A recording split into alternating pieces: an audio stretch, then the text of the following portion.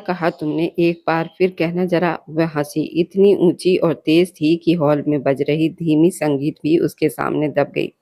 वह जो हाथों में लाल मखमली डब्बा पकड़े चुपचाप खड़ी थी, एकदम घबरा गई।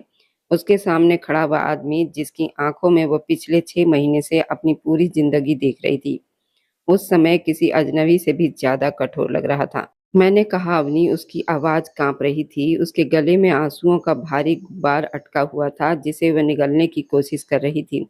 ये मैंने खुद बनाया है तुम्हारे लिए, खुद बनाया है। अवनी शर्मा ने वह डिब्बा उसके कांपते हाथों से लगभग छीन लिया और उसे हवा में ऊंचा उठा दिया, ताकि उसके आसपास खड़े उसके अमीर दोस्त भी उसे देख सकें। दोस्तों देखो जरा, मेरी प्रेमिका ने मेरे लिए तोहफा खुद बनाया है।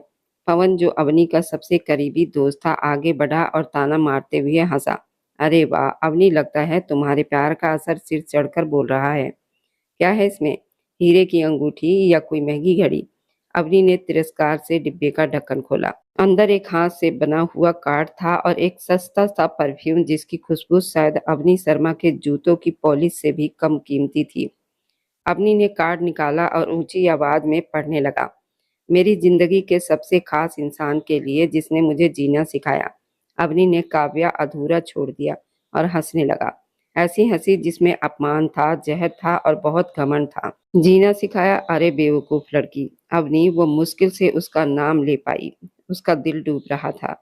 ये वो अवनी तो नहीं था जो कल रात तक फोन पर उसे भरोसा दिला रहा था कि वह उसके लिए दुनिया से लड़ जाएगा। अवनी मत कहो मुझे। वह अचानक गरजा। उसके चेहरे से मुस्कान गायब हो गई और उसकी जगह वो पुरानी नफरत आ गई, जो वो बचपन से उस लड़की के लिए अपने दिल में पालता आया था। अपनी हैसियत देखी है तुमने? यार अवनी, जाने दो। बेचारी को देखो कैसे रो रही है। विजय सिंह ने हंसते हुए कहा। वहां मौजूद हर व्यक्ति की नजर उस अकेली लड़की पर टिक गई थी, जो जमीन में समा जाना चाहती थी। रोने दो, अवनी ने कठोरता से कहा और वह कार्ड उसके पैरों में फेंक दिया। इसे भी तो पता चले कि सपने देखने और सच्चाई में क्या फर्क होता है। वो आगे बढ़ा, उसके इतना करीब कि वो उसके महंगे परफ्यूम की खुशबू महसूस कर सकती थी। वही खुशबू जो कभी उसे सुरक्षित जगह जैसी लगती थी, लेकिन आज वही उसे घुटन दे रही थी। तुम्हारी हिम्मत कैसे हुई ये सोचने की कि मैं अवनी शर्मा, तुम जैसी लड़की को अपनी जिंदगी में जगा दूंगा? उसकी आवाज धीमी थी, लेकिन उसमें तलवार जैसी धार थी। तुमने ही तो कहा था। उसके होंठ कांपने लगे। आंसू अब खुलकर उसके गालों पर बह रहे थे। तुमने कहा था तुम्हें मेरी सादगी पसंद है। तुमने कहा था कि तुम मुझे सबके सामने अपनाओगे। वे सारे वादे। अनवी ने जोर से हंसी लगाई और मुड़कर अपने दोस्तों की तरफ देखा। सुना तुम लोगों ने? वादे? अरे पवन, इससे पूछो कि वादे किसके लिए थे। पवन ने हंसी रोकते हुए कहा। भाभी, ओ सॉरी मिस काव्या, वे वादे अवनी ने नहीं, अवनी के मूड ने किए थे, जो हमने शर्त लगाते समय तय किया था। शर्त? ये शब्द उसके मुंह से दर्द भरी सांस की तरह निकला। हाँ शर्त। अवनी फिर उसकी तरफ मुड़ा। उसकी आंखों में वही पुरानी नफरत थी जो बचपन से उसके अंदर थी, जब उसकी सौतेली माँ उसे घर लेकर आई थी 3 महीने पहले कॉलेज की कैंटीन में, याद है? पवन ने कहा था कि तुम इतनी पुरानी सोच वाली, इतनी बोर और इतनी बेकार हो कि कोई भी लड़का तुमसे 2 मिनट बात नहीं कर सकता। मैंने शर्त लगाई थी कि मैं ना सिर्फ तुमसे बात करूंगा, बल्कि तुम्हें इस हद तक अपने प्यार में पागल कर दूंगा कि तुम मेरे लिए कुछ भी करने को तैयार हो जाओगी। लड़की का चेहरा बिल्कुल पीला पड़ चुका था। उसके पैरों के नीचे से जमीन खिसक गई थी। वे 3 महीने, वे प्यार भरी बातें, रात रात भर जागकर किए गए वादे, छुपकर मिलना, क्या वह सब कुछ झूठ था? क्या वह सिर्फ एक खेल था? नहीं अवनी, तुम झूठ बोल रहे हो ना। उसके आखिरी उम्मीद के सहारे उसका हाथ पकड़ने की कोशिश की। तुम बस इन सबके सामने मजाक कर रहे हो ना। तुम मुझसे प्यार करते हो। तुमने कसम खाई थी। अवनी ने झटके से उसका हाथ हटा दिया, जैसे किसी गंदी चीज ने उसे छू लिया हो। हाथ मत लगाना मुझे, वह चिल्लाया। और प्यार तुमसे? कभी आईने में अपना चेहरा देखा है? ना शक्ल, ना समझ, ना परिवार का कोई नाम, ना ठीक से बात करने का तरीका।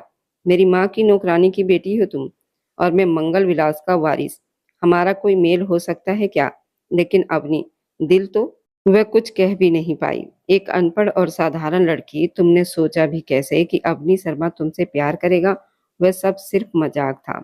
ये सब उसके दिमाग पर हथौड़े की तरह लगा। कमरे में सन्नाटा छा गया। अवनी का अंदाज इतना अपमान भरा था कि वहां मौजूद कुछ लड़कियां भी घबरा गई। मजाक? उसने धीरे से दोहराया। आवाज इतनी धीमी थी कि शायद सिर्फ अवनी ही सुन पाया। हाँ, मजाक, एक खेल। अवनी ने बेरहमी से कहा, देखो मुझे तुमसे बचपन से नफरत थी। तुम उस औरत के साथ आई थी जिसने मेरी माँ की जगह ली थी। मैं तुम्हें बर्बाद करना चाहता था, तुम्हारा दिल तोड़ना चाहता था, ताकि तुम्हें अपनी हैसियत याद रहे। और देखो आज तुम मेरे दोस्तों के सामने तमाशा बनकर खड़ी हो। मेरा नाम पूरा हो गया। उसने अपने दोस्तों की तरफ हाथ उठाया। क्यों दोस्तों, कैसी रही मेरी एक्टिंग? मुझे कोई बड़ा फिल्म पुरस्कार मिलना चाहिए ना? कमाल कर दिया यार, मान गए अपनी भाई। बेचारी को देखो, अभी तक यकीन नहीं हो रहा। चारों तरफ से हंसी और तालियों की आवाजें गूंजने लगी। सब हंस रहे थे। उनके चेहरे धुंधले होकर उसकी आंखों के सामने घूमने लगे। जिसे वह अपना सहारा समझती थी, वही इस भीड़ में उसका सबसे बड़ा तमाशा बन गया था। उसने नीचे जमीन पर पड़े अपने हाथ से बनाए हुए कार्ड को देखा, जिस पर उसने लिखा था, मेरी जिंदगी के सबसे खास इंसान के लिए है। उसके आंसू कार्ड पर गिरते गए और स्याही फैलती गई, बिल्कुल वैसे ही जैसे उसकी जिंदगी की सारी खुशियां उसी स्याही में धुलती जा रही थी। अब यहाँ से चली जाओ, अवनी ने उसे आदेश दिया। मेरा मूड खराब मत करो, और हाँ, आगे से मेरे रास्ते में आने की कोशिश भी मत करना। ये तो सिर्फ शुरुआत थी। अगर दोबारा मेरे सामने आई तो ऐसा हाल करूंगा कि मेरी सौतेली माँ आशा देवी तुम्हें पहचान नहीं पाएंगी। काव्या ने धीरे से सिर उठाया। उसकी आंखों में अब आंसू नहीं थे। वहां एक अजीब सी शांति थी, ऐसा खालीपन जो बता रहा था कि उसके अंदर कुछ हमेशा के लिए खत्म हो गया है। उसने एक बार अवनी की आंखों में देखा। ना कोई शिकायत, ना कोई बद्दुआ, ना कोई सवाल, क्योंकि सवाल वहां पूछे जाते हैं जहां जवाब की उम्मीद हो, और बद्दुआ वहां दी जाती है जहां अपनापन का सम्मान टूटा हो लेकिन रिश्ता अभी बाकी हो। यहाँ तो रिश्ता शुरू से ही झूठा था। अवनी शर्मा को उसकी आंखों की यह खामोशी एक पल के लिए चुभ गई। वह उम्मीद कर रहा था कि वह रोएगी, चिल्लाएगी, उसके पैरों में गिरकर माफी मांगेगी, लेकिन वह तो पत्थर बन गई थी। सुना नहीं तुमने? यहाँ से निकलो। पवन ने उसका हाथ पकड़कर उसे धक्का दिया। वह लड़खड़ा गई, लेकिन गिरी नहीं। उसने अपने दुपट्टे को मजबूती से पकड़ लिया, जमीन पर पड़े कार्ड को आखिरी बार देखा और मुड़ गई। उसके पीछे हंसी का शोर फिर से गूंजने लगा। यार अवनी, तुम सच में बहुत निर्दय हो, लेकिन मजा आ गया। देखो कैसी शक्ल बन गई थी उसकी। वह चलती रही, हॉल से बाहर गलियारे में और फिर मुख्य गेट की तरफ। रात बहुत गहरी हो चुकी थी। ठंडी हवा उसके शरीर को चीर रही थी, लेकिन उसे ठंड का एहसास नहीं हो रहा था। उसके कानों में अभी भी वही शब्द गूंज रहे थे, तुम एक अनपढ़ और साधारण लड़की हो। वह गेट के बाहर निकली और अंधेरे सड़क में खो गई। गार्ड ने उसे जाते हुए देखा। शायद आवाज भी दी, लेकिन उसने पीछे मुड़कर नहीं देखा। अंदर अवनी शर्मा और उसके दोस्त जश्न मनाते रहे। केक काटा गया, संगीत फिर से बजने लगा। अवनी शर्मा अपनी जीत के घमंड में डूबा हुआ था। उसे ये भी पता नहीं था कि उसने आज क्या खो दिया है। उसे लगा कि काव्या घर जाएगी, रोएगी और फिर वही अपनापन भरी जिंदगी जीने पर मजबूर हो जाएगी। लेकिन वह गलत था। उस रात काव्या घर नहीं पहुंची। सुबह हुई तो उसका कमरा खाली था। किसी ने उसे ढूंढने की कोशिश भी नहीं की।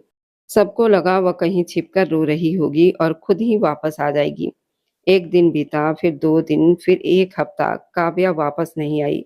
उस समय अवनी शर्मा को उसका अंदाजा नहीं हुआ, लेकिन उस रात के बाद वह साधारण अनपढ़ समझी जाने वाली लड़की इस तरह गायब हो गई जैसे उसका कभी अस्तित्व ही नहीं था। न किसी रिश्तेदार के घर, न किसी दोस्त के पास, न शहर, न किसी अस्पताल या शमशान घाट में। वह जैसे हवा में गायब हो गई थी। सबकी हंसी के बीच वो वहां से चली गई थी, लेकिन किसी को नहीं पता था कि उस दिन के बाद वह किसी को फिर कभी नहीं मिलेगी।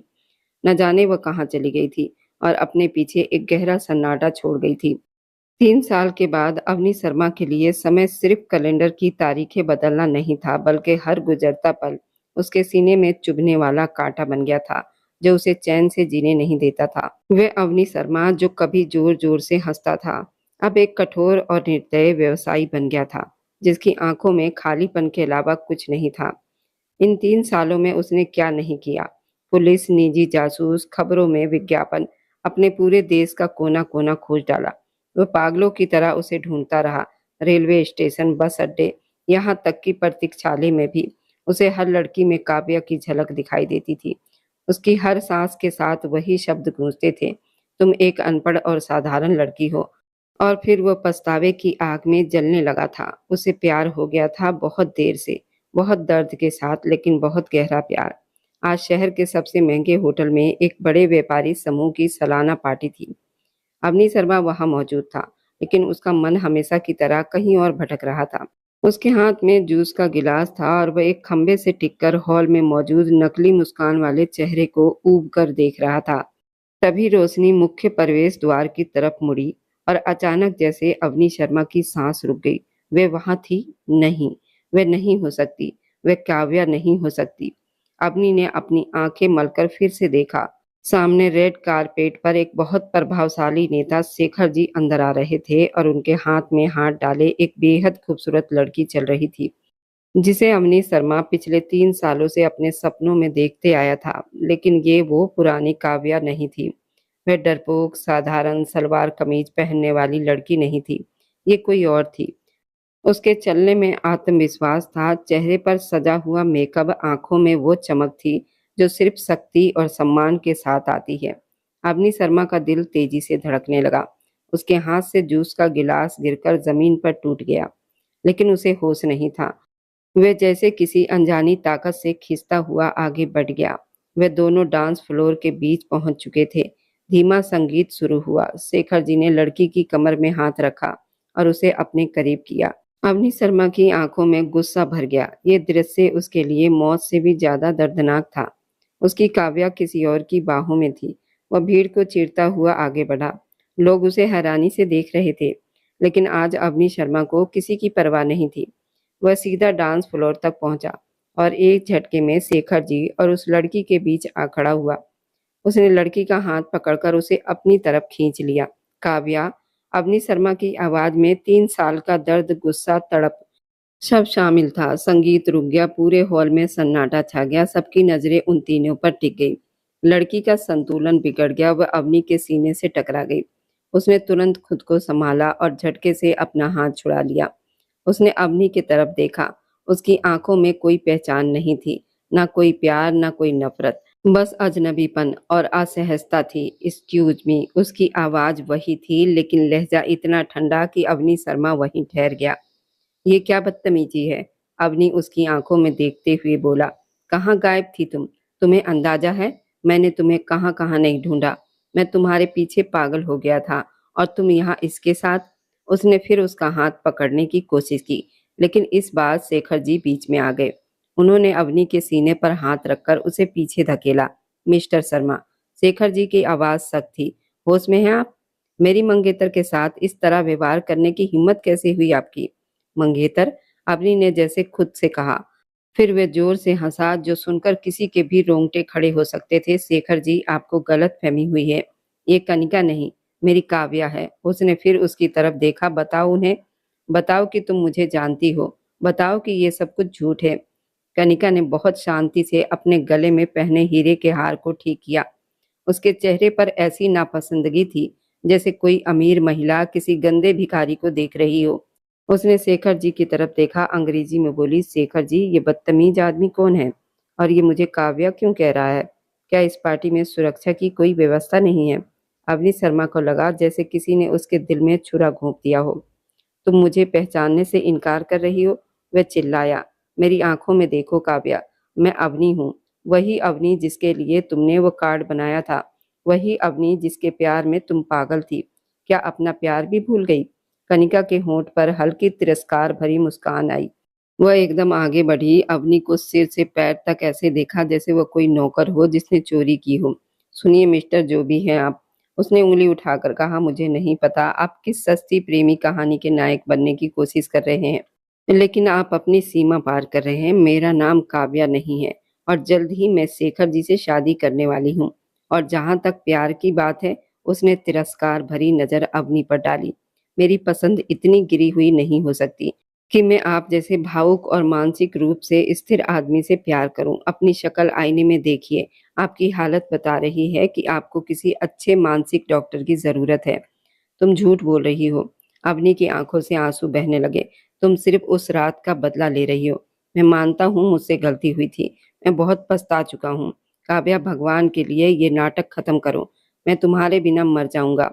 अवनी उसके सामने हाथ जोड़ने ही वाला था कि शेखर जी ने जोर से धक्का देकर उसे पीछे कर दिया। अवनी लड़खड़ाकर एक वेटर से टकराया। ट्रे में रखे गिलास जमीन पर गिरकर टूट गए।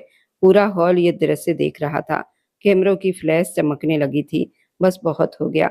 शेखर जी गुस्से से बोले, मिस्टर अवनी शर्मा, आपके बड़े व्यापार का मतलब ये नहीं है कि आपको किसी भी महिला का अपमान करने का अधिकार मिल गया है सिर्फ इसलिए कि मेरी मंगेतर बहुत सुंदर है।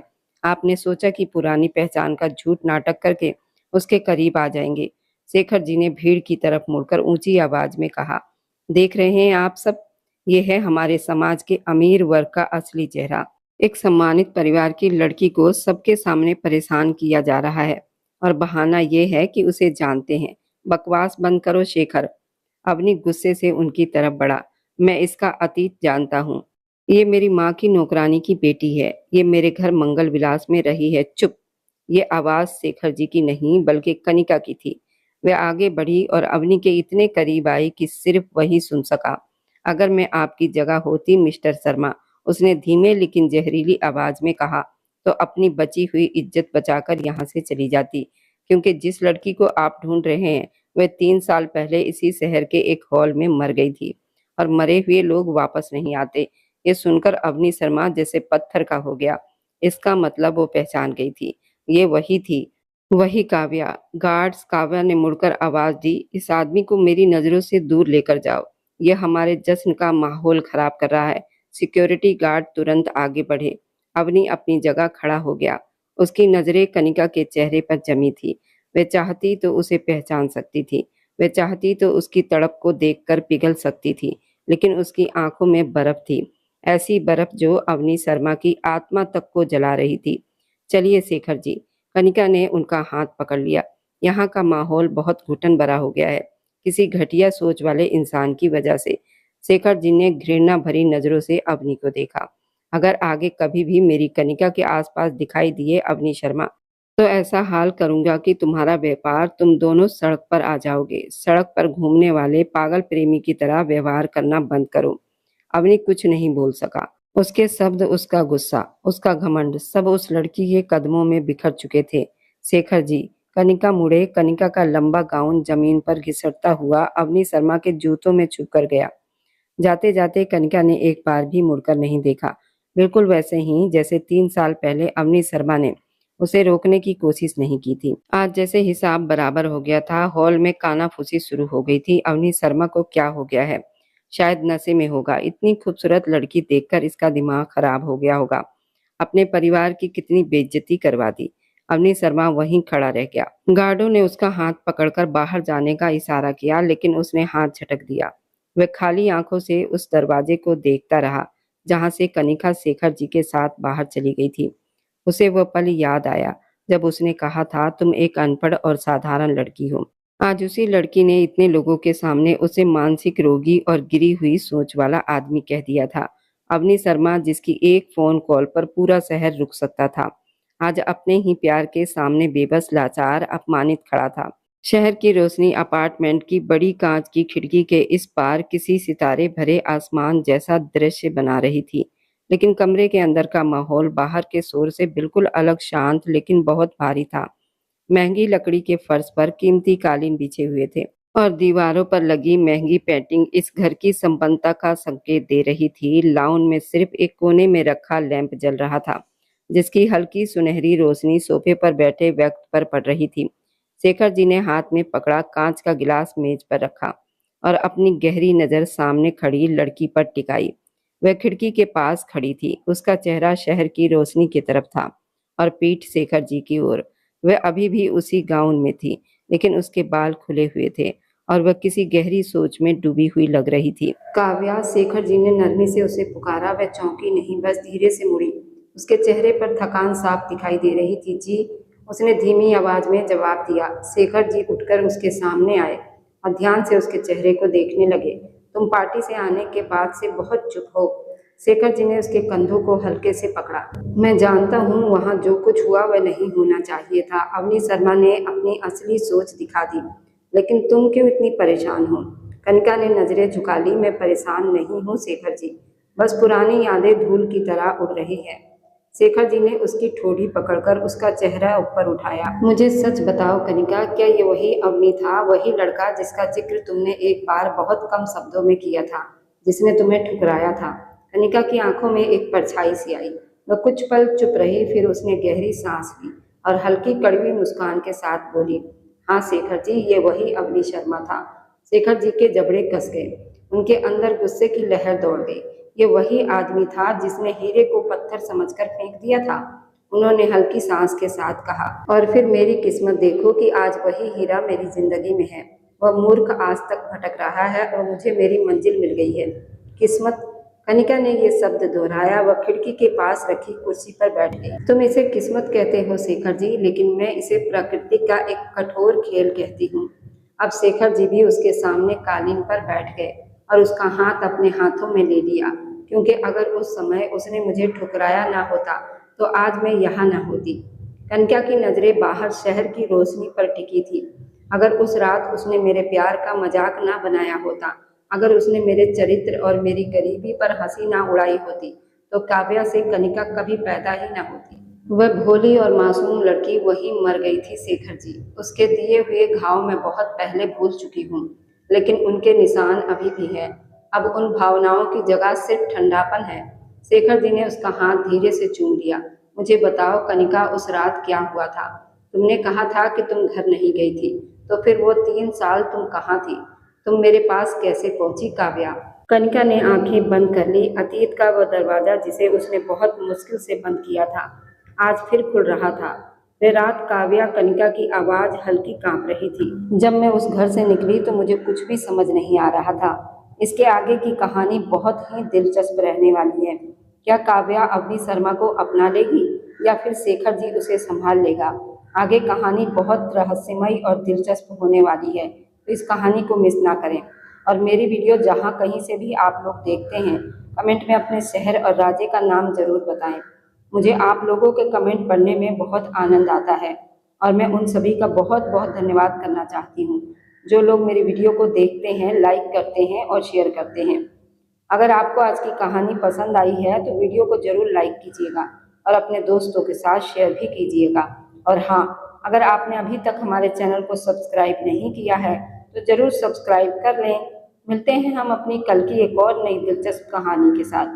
मुझ पर सदा अपना प्यार और स्नेह बनाए रखें। सभी को मेरा प्यार भरा नमस्कार दोस्तों।